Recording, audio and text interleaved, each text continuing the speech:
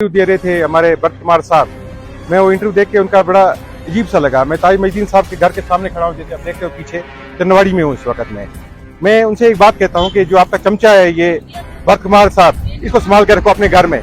तो आपकी मर्जी, आप ताज साहब को 420 में केस लगा हुआ है धोखाधड़ी में, और उसके बाद लैंड ग्रेबिंग में भी उनके केस सीबीआई में चल रहा है इस वक्त। ऐसे लोगों को आप प्रोजेक्ट कर रहे हो जिनके इतने सारे केसेस लगे हुए हैं धोखाधड़ी में, लैंड ग्रेबिंग में, और भी पता नहीं क्या क्या होंगे।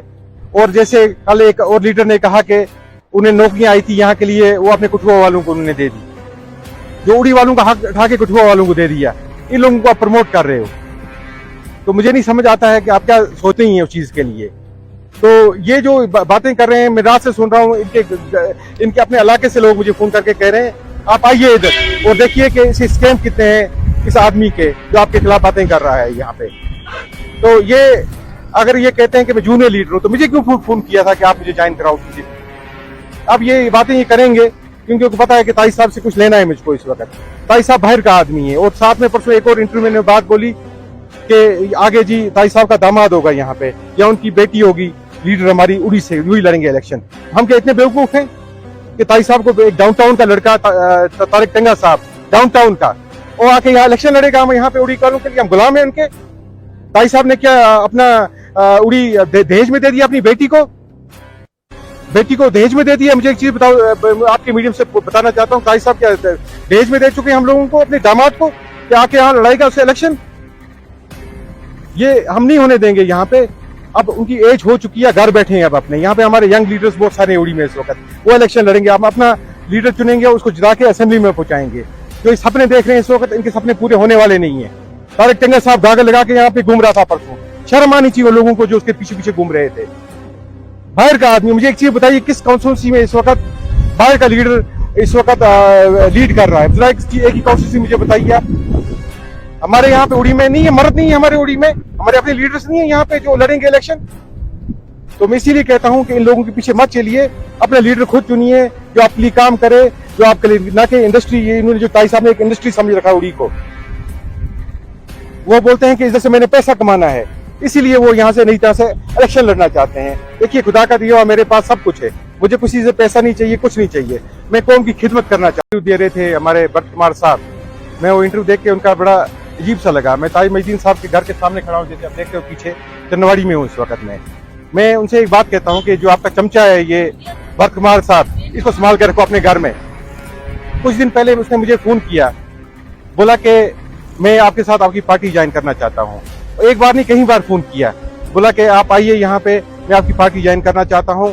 तो मैंने सब लोगों से पता किया, आसपास जो इनके भरत कुमार जी के आसपास जो घर हैं, उन्होंने कहा अगर इसको ज्वाइन करवाया तो हम आपसे भाग जाएंगे सारे के सारे। तो अपनी हिंदू बरादरी है वहाँ पे, सारे लोग, उन्होंने कहा नहीं यहाँ पे इसको कभी ज्वाइन नहीं करवाना। तो मैं ठीक है, मैं नहीं ज्वाइन करवा रहा हूँ। तो मैंने कुछ दिन के बाद इसने अपनी पार्टी ज्वाइन की, तो मैंने कहा ठीक है, अपनी पार्टी ज्वाइन की। उसके बाद एक दिन फिर तरह से फोन किया, बोला आप आई नहीं, इसलिए मैंने अपनी पार्टी ज्वाइन की। उसके बाद अपनी पार्टी में ज्वाइन करने का मतलब यही था कि अल्ताफ बुखारी साहब से पैसे लेना।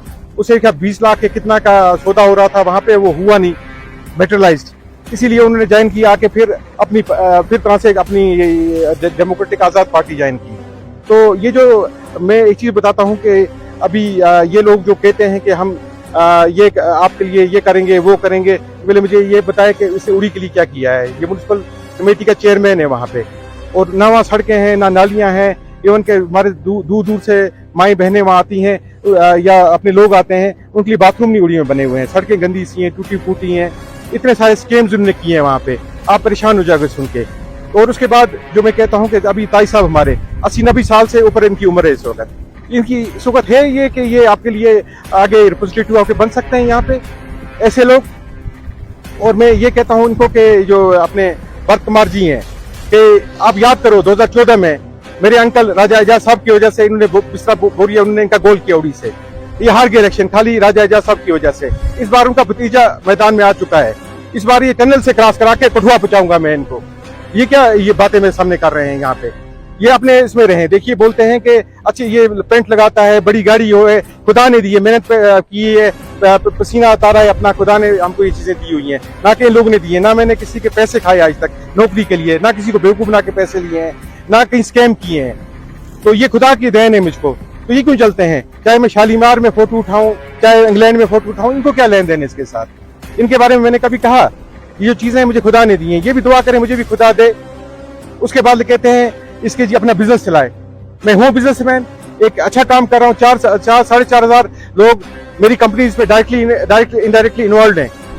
तो इतना बड़ा कागर मैं खाली उन लोगों को बुलाऊंगा अपने जलसे में, एक बहुत बड़ा जलसा मैं करवा सकता हूँ। मुझे लोगों की भी जरूरत